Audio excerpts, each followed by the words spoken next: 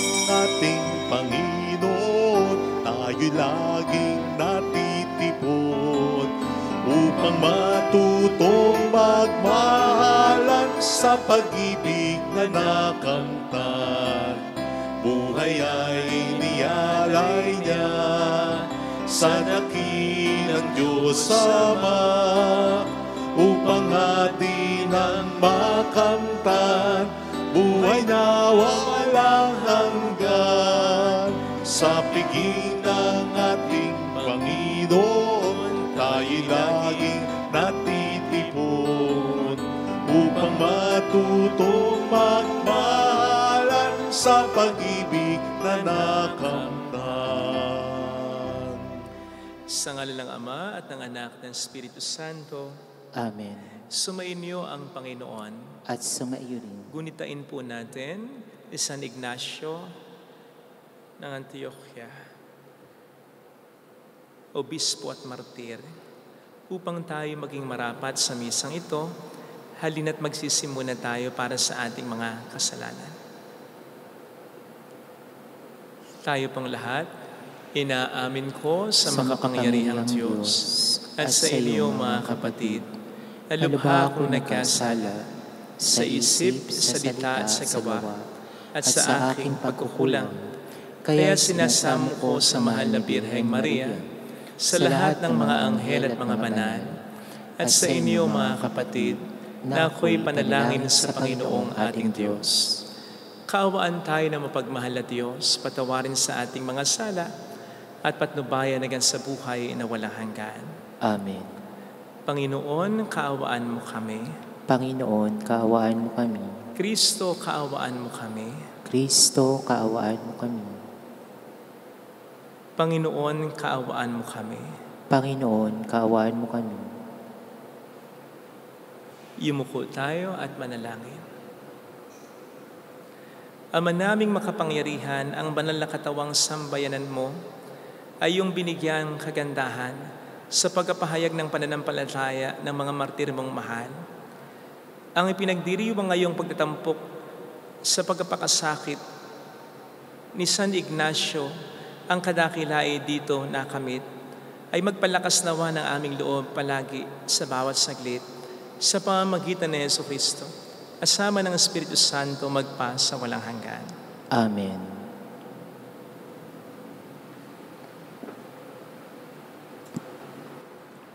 Ang salita ng Diyos mula sa sulat ni Apostol San Pablo sa mga taga-Roma.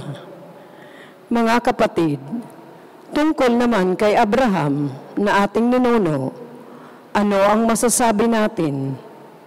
Ano ang kanyang karanasan tungkol sa bagay na ito? Kung siya'y pinawalang sala dahil sa mga gawa, may ipagmamalaki siya, ngunit wala siyang maipagmamalaki sa paningin ng Diyos, sapagkat sinasabi sa kasulatan, nananalig sa Diyos si Abraham. Dahil dito, siya'y pinawalang sala ng Diyos. Ang ibinibigay sa taong gumagawa ay hindi ibinibilang na kaloob, kundi upa. Datapwat ang hindi gumagawa, kundi nananalig sa Diyos na nagpapawalang sala sa makasalanan ay pinawalang sala dahil sa kanyang pananalig. Kaya tinawag ni David na mapalad ang taong pinawawalang sala nang di dahil sa mga gawa. Mapapalad yaong mga magsuway ay ipinatawad na at ang mga kasalanay napawi na.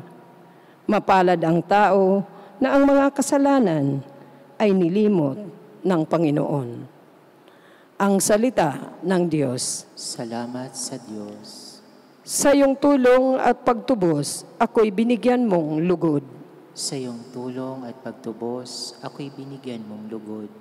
Mapalad ang tao na pinatawad sa taong kasalanan at nalimot na rin ang kanyang nagawang mga pagsalansang.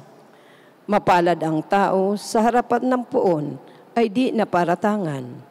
Dahilan sa siya ay di nagkasala at hindi nalinlang. Sa iyong tulong at pagtubos, ako'y binigyan mong lugod. Ako ay lumapit sa iyong harapan at salay inamin. Ang aking ginawang mga pagsalangsang di inilihim. Pinagpasyahan ko ang lahat ng ito sa iyo'y idaing.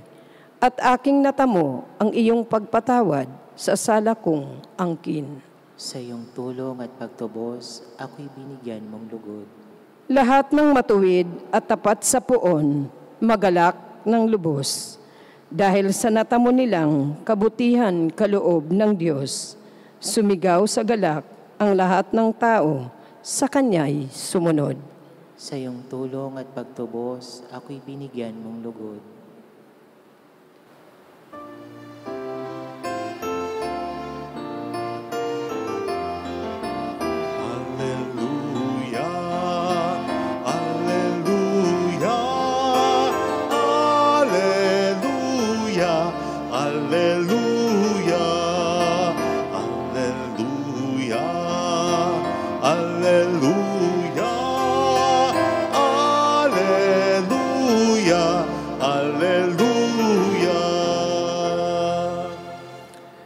Sumainyo ang Panginoon At sumaiyo rin. ang mabuting balita ng Panginoon ayon kay San Lucas. Papuri sa iyo, Panginoon. Noong panahong yon, samantalang dumaragsa ang libu-libong tao, ano pat nagkakatapakan na sila, nagsalita muna si Jesus sa kaniyang mga alagad. Mag-ingat kayo sa lebadura ng mga Pariseo. Ito yung pagkapaimbabaw. Walang natatago na di malalantad at walang nalilihim na di mabubunyag. Anumang sabihin ninyo sa dilim ay maririnig sa liwanag, at anumang ibulong ninyo sa mga silid ay pagsisikawan. Sinasabi ko sa inyo, mga kaibigan, huwag ninyong katakutan ang mga pumapatay ng katawan, at pagkatapos ay wala nang magagawa pa. Sasabihin ko sa inyo ang dapat ninyong katakutan. Katakutan ninyo yaong pagkatapos na pumatay ay may kapangyarihan pang magbulid sa impyerno. Sinasabi ko sa inyo, ang Diyos ang dapat niyong katakutan. Hindi ba ipinagbibili sa halagang 2 pera lamang ang 5 maya? Gayunman, kahit isa sa kanila'y hindi pinababayaan ng Diyos. Maging ang buhok ninyo'y bilang na lahat, kaya huwag kayong matakot. Higit kayong mahalaga kaysa mga maya. Mga kapatid, ang mabuting balita ng Panginoon. Pinupuri ka namin, Panginoong Jesucristo. Welcome sa Our Lady of Lazaret, Coasay Parish, kung saan ayos lang pong umiyak at samahan tayo ng mahal na ina sa pag-iyak at sa pagdarasal upang maging maayos ang lahat. Kung tatanungin po ako kung ano sa mga bansang napuntahan ko na ang pinakagusto ko, kaya binalikan ko at babalikan ko pa rin, God willing, ito ay ang bansang Japan. Kasi napakababait na mga tao, honest, simple, hindi mayabang, magalang, punctual, bukod pa sa masasarap ang mga pagkain, malinis kahit saan, maraming mga magagandang tanawin. No wonder si Miss Chris Aquino dati sa isang interview, parang nabanggit niya in passing, na kung pamimiliin siya ng kanyang pwedeng maging second home na bansa, ito yung Japan. Alam naman po natin ang standard ni Miss Chris pagdating sa ganyan, pagdating sa class, pagdating sa kalinisan, mataas at pasadong-pasado sa kanya ang Japan. Not to mention na marami sigurado sa inyo ang nag-a-agree sa mga sinasabi ko. Kaya nga po, medyo nalungkot ako nang makita ko sa Project Nightfall ang isang content na nag-feature sa Japan as the most contradicting country in the world. Because while it has now bright sides, good sides, ay meron din itong worth mentioning na mga dark sides, bad sides. Halimbawa po, marami ang nagpapatiwakal. In fact, umaabot sa 20,000 kada taon. Sa katunayan nga po, meron silang isang lugar doon na kung tawagin ay suicide forest. Because a number of people already went there to take their lives. Marami ang nagsasuffer ng depression. Many feel they are not loved. They are not properly appreciated. May porn sites din na Japanese. Nandun din sa kanila nagmula yung magbabayad ka ng companion para maging kaibigan mo, girlfriend, boyfriend mo, o partner mo sa loob ng ilang oras o araw. Hindi ba't kabaligtaran talaga ang mga yan ng mga nalalaman nating magaganda sa Japan? But don't get it wrong, in fairness, Project Nightfall, nang i-feature ito, maliwanag namang ang intensyon ay hindi upang i-mock, siraan ng mga Japanese, kundi upang bigyan tayong lahat, hindi lang ang mga Japanese, ng mahalagang awareness hinggil sa danger, sa panganib ng pag-iisip ng sasabihin o ng tingin ng iba. Siguradong maraming mga mabubuting Japanese. Siguradong maraming mga Japanese ang totoo sa mga ginagawa nila. Meron man o walang nakakakita. But the dark side of Japan tells us na meron din ng mga Japanese, kung paano meron din sa ating ganito, ang hindi totoo sa mga ginagawa nila. Ang ginagawa lang yung mga mabuting ginagawa nila para maging maayos lang din ang tingin ng iba, just to fit in sa majority and thereby losing their individuality, just to please people. Kaya ito yung mga taong madalas na hindi masaya at nakakagawa din ng masama sa sarili nila at sa iba. Sinabi ko po ito kasi parang ganito ang mga skriba at pariseyo noon. Gumagawa ng mabuti para magmukhang mabuti sa iba. Gumagawa ng mabuti pero pakitang tao lang, hindi talaga sila mabuti.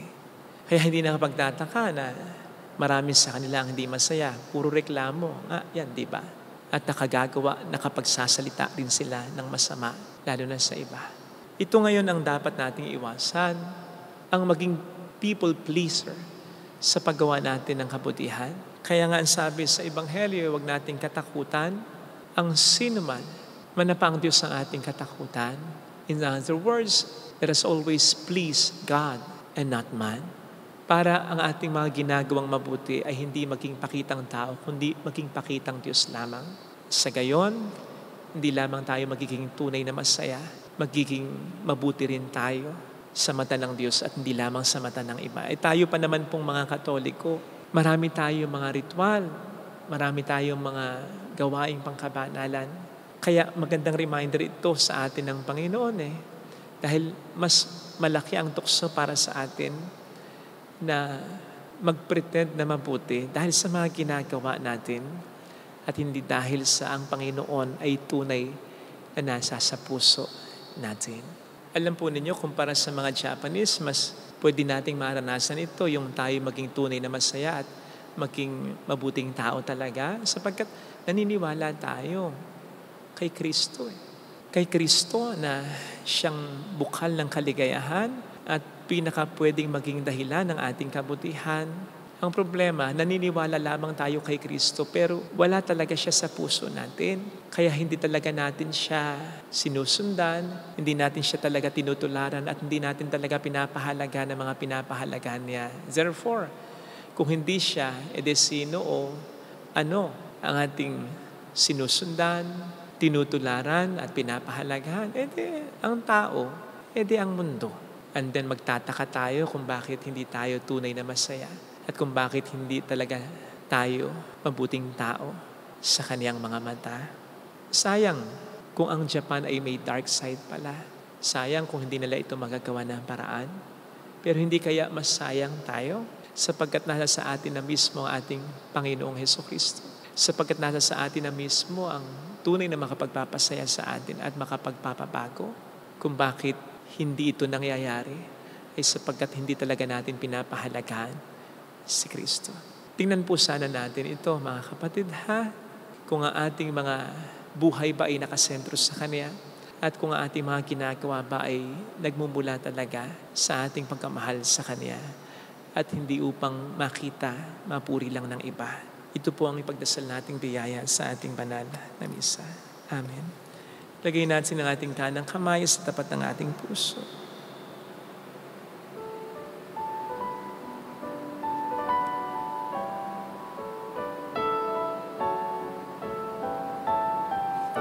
Awitin natin, alam kong may magagawa ang Diyos.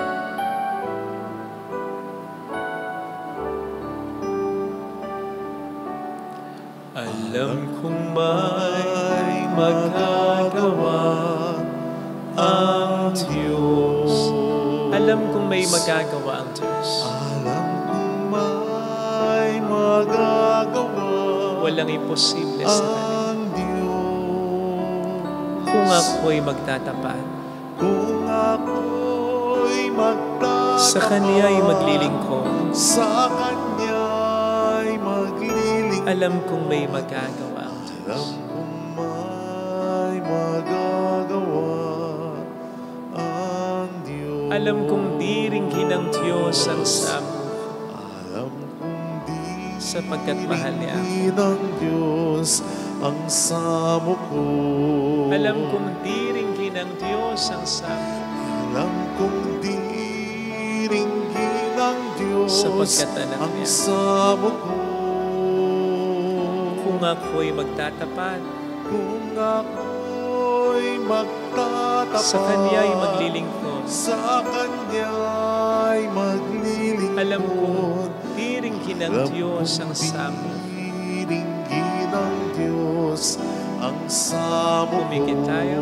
Panginoon, tulungan mo ako na matulad kay San Ignacio, yung limutin ang aking sarili, at ikaw lamang ang aking mabigyan ng kasiyahan.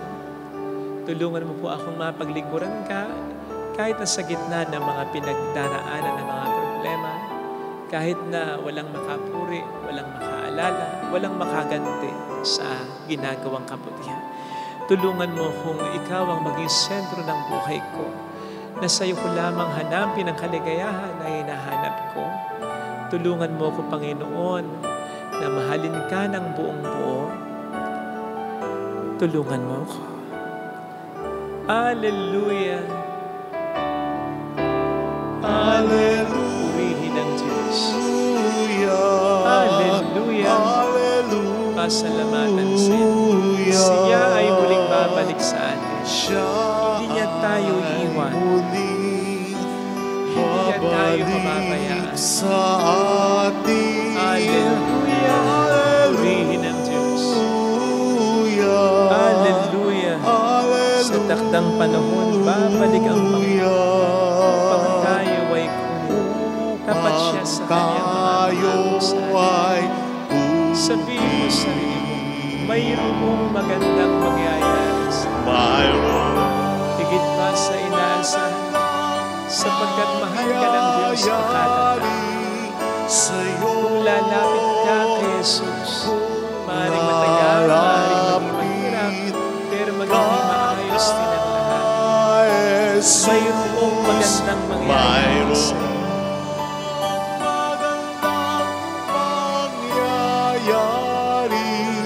Sa'yo. Kung lalapit kay Jesus, Kung lalapit kay Jesus. papuri sa Ama at sa Anak sa Espiritu Santo. Kapara ng sa unang-una, ngayong magpakailanman at magpasawalang hanggan. Amen. Pag-aalay.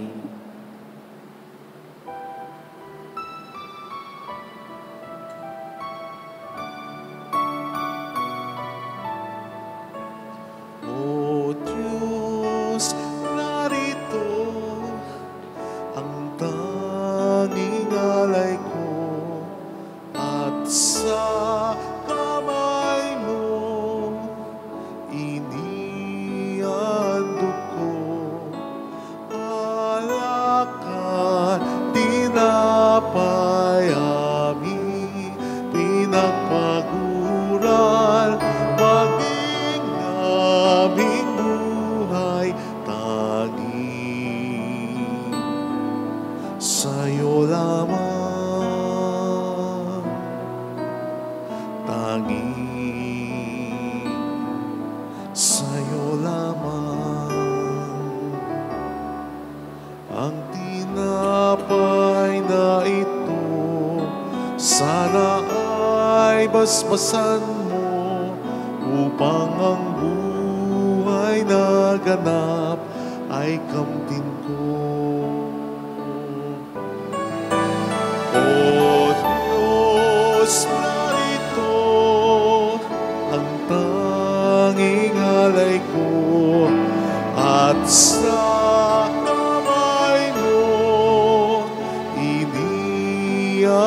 dugo, alak at tinapay, aming pinagpaguran, ating aming buhay, tanging sa'yo lamang, tanging sa'yo lamang. Manalangin tayo, pang ating handog ay maging kalikod-likod sa Diyos Amang makapangyarihan. Tanggapin nawa ng Panginoon itong paghahain sa iyong mga kamay, sa kapurihan niya at karangalan sa ating kapakinabangan at sa buong sambahan niyang banal. Ama naming lumikha, kalugdan mo ang aming paghahain ng tapat na pagsamba sa iyo, na tumanggap kay San Ignacio bilang trigo ni Kristo at tinapay na dalisay sa pagtitiis niyang maging martir mo, sa pamamagitan ni Jesucristo kasama ang Espiritu Santo magpasa walang hanggan. Amen. Sumayin niyo ang Panginoon. At sumayo rin, Itaas sa Diyos ang inyong puso at diwa. itinasa namin sa Panginoon. Pasalamatan ng Panginoong ating Diyos. Marapat na siya ay pasalamatan. Ama naming makapangyarihan, tunay ngang marapat na ikaw ay pasalamatan. Ngayong aming kagalakan ng si San Ignacio ay parangalan. Siya'y kapanalig naming may paninindigan na ikaw ay ipahayag kahit siya'y mamatay, sapagkat minarapat mong kanyang matularan ang iyong anak na naghain ng sariling buhay.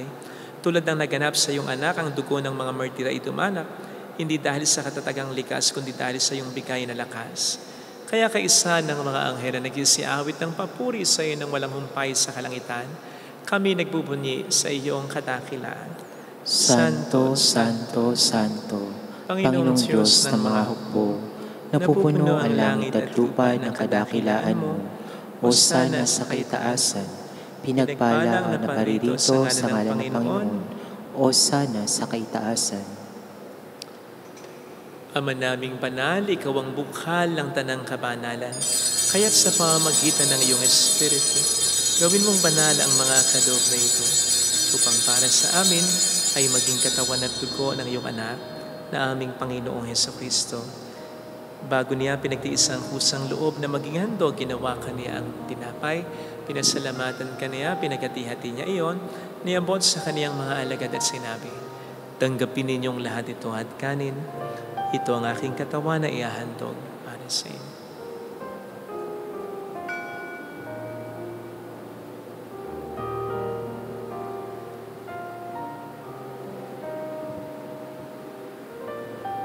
Gayun din naman ang matapos ng hapunan, hinawakan niya ang kalis, muli kaniyang pinasalamatan. Iniabot niya ang kalis sa kaniyang mga alagad at sinabi, tanggapin ninyong lahat ito at inumin. Ito ang kalis ng aking dugo, ng bago't walang hanggang tipan. Ang aking dugo na ibubuhos para sa inyo at para sa lahat, sa ikapagpatawad ng mga kasalanan. Gawin niyo ito sa pag-alala sa akin.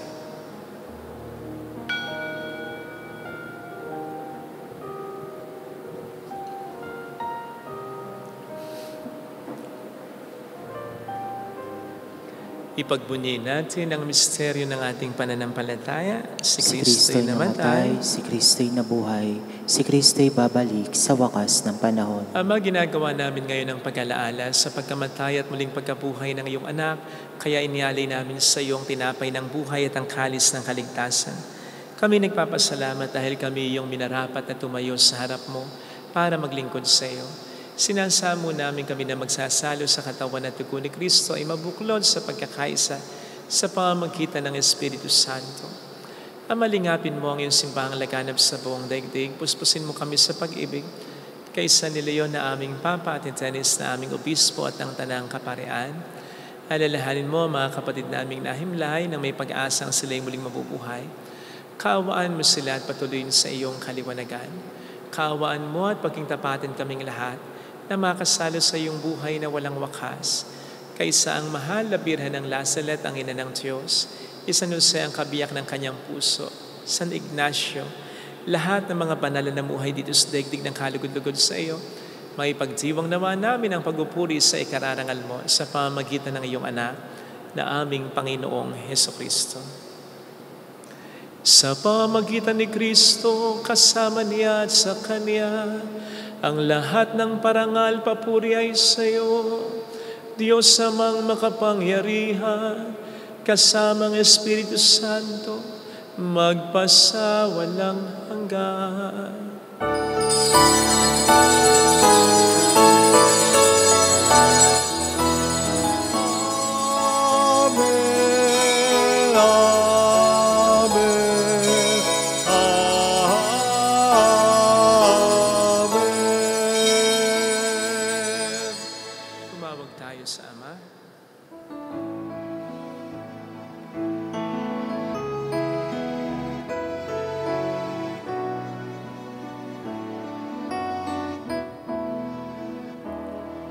Ama namin, sumasalangit ka, sambahin ang ngalan mo,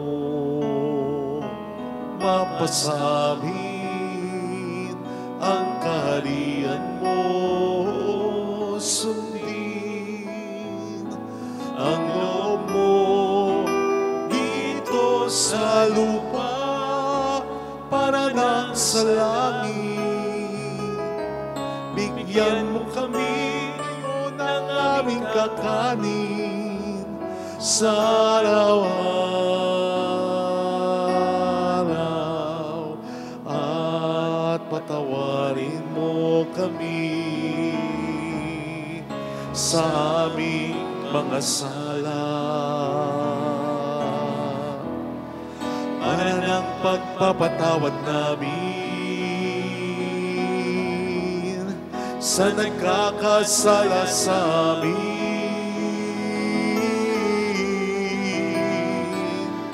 At huwag mo kaming ipahintulot sa tukso at iadya mo kami sa lahat ng masama.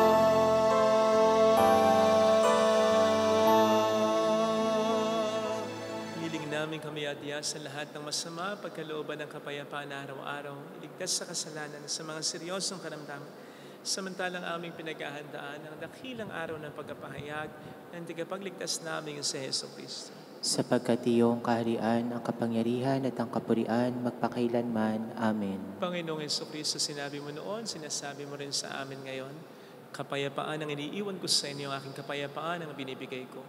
Tuhayin mong aming pananampalataya, huwag ang aming pagkakasala. Pagkalooban mo kami ng kapayapaan at pagkakaisayon sa iyong kalooban, kasama ang Espiritu Santo magpasa walang hanggan. Amen. Ang kapayapaan ng Panginoon ay sumainyo nawang lahat. At sumaiyo rin. Magbigayan tayo ng kapayapaan sa isa't isa. Peace be with you. Kapayapaan. Kordero ng Diyos na nag-aalis ng mga kasalanan ng sanlibutan, maawa ka sa amin. Kordero ng Diyos na nag-aalis ng mga kasalanan ng sanlibutan, maawa ka sa amin. Kordero ng Diyos na nag-aalis ng mga kasalanan ng sanlibutan, ipagkaloob mo sa amin ang kapayapaan. Narito sa harap natin ng Panginoon ang ating buhay at kaligtasan. Mapalad tayong inaanayahan. Panginoon, daw karapat-dapat na magpatuloy sa iyo. Ngunit sa isang salita mo lamang ay gagaling na ako.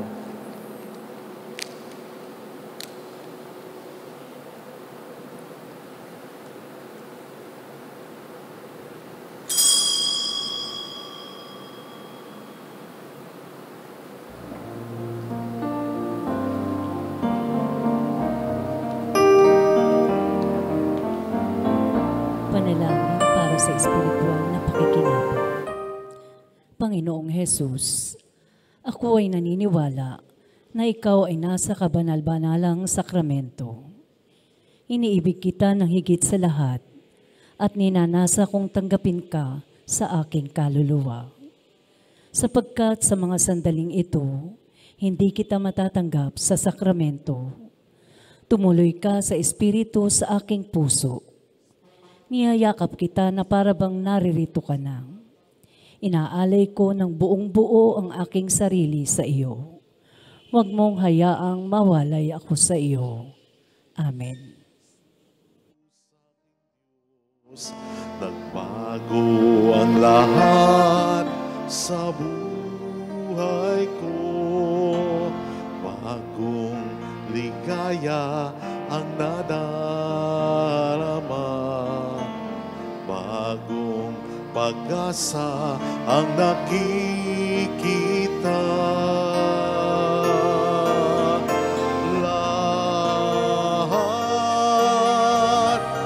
Lahat ay aking ibibigay,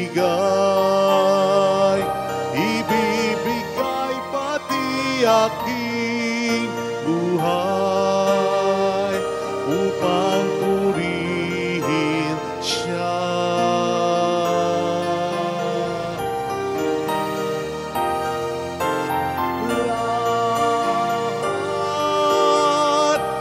Lahat ay aking ibibigay, ibibigay pati aking buhay upang purihin siya, upang purihin siya, upang purihin siya. Manalangin tayo. Ama naming mapagmahal, kaming nakinabang sa tinapay mong bigay, ngayong kapanganakan ni San Ignacio sa kalangitan ay magkamit nawa ng iyong lakas para maging Kristiyano sa turing at gawain sa pamamagitan ni Jesucristo. Kasama ng Espiritu Santo magpasa walang hanggan. Amen. Holy God, Holy Mighty One, Holy Immortal One. Have mercy on us and on the whole world. Holy God, Holy Mighty One, Holy Immortal One. Have mercy on us and on the whole world. Holy God, Holy Mighty One, Holy Immortal One. Have mercy on us and on the whole world. Jesus, King of Mercy, We trust in you. alalahanin, Alalahanin, O mahal na Birhen ng Lazaret, ina ng pag-asa, ikaw ang nagpapaalala sa aming mabalik loob sa Ama. Ito ang nagpapatunay na ang kagandahang loob mo'y nananatiling busilak sa pag-aaruga mo sa amin, tungkulin mo'y tinupad. Sa paanan ni Kristo'y tinuring mo kami mga tunay mong mga anak. Kaya ninais mo ni isa'y huwag mapahamak. Maging sa'yo walang tigil ang panalangin, pati luhay pumatak. Huwag nawang mawala na sa isayang iyong paghihirap. Hiling nawa namin sa iyo, O aming inanliyag, na matapos sa pakikibaka namin sa mundong ito, at sa pananatili namin tapat kay Kristo, sa kapurian mo'y makibahagi kaming ganap, upang kung nasaan ka ngayon ay maparoon din kaming lahat, at ang kaganapan ng kaluwalhatian ng Diyos Amay, tuluyang matupad siya nawa. mahal na Birhen ng Lazaret, tagapagkasundo ng mga makasalanan. Ipanalangin mong walang patid kami mga dumudulog sa iyo. Marami pong salamat sa inyong pakikisa, sa mga tulong na binibigay ninyo, nagiging dahilan para makatulong din po tayo sa iba. Marami pong salamat talaga.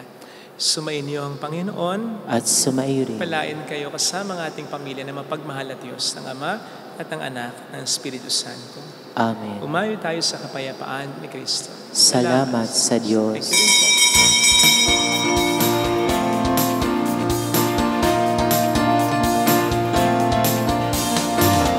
Mary, Mother of the Lord, hear the prayer we sing to you. Let your tears sip in our minds and hearts as once they fell at Nazareth. Tell your people how to live again.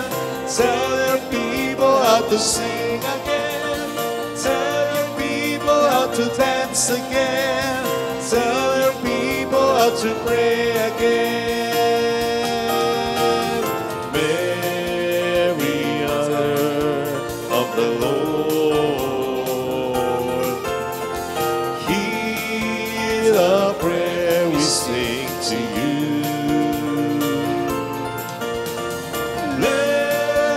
Your tears sip in our minds and hearts as once they fell at Nazareth.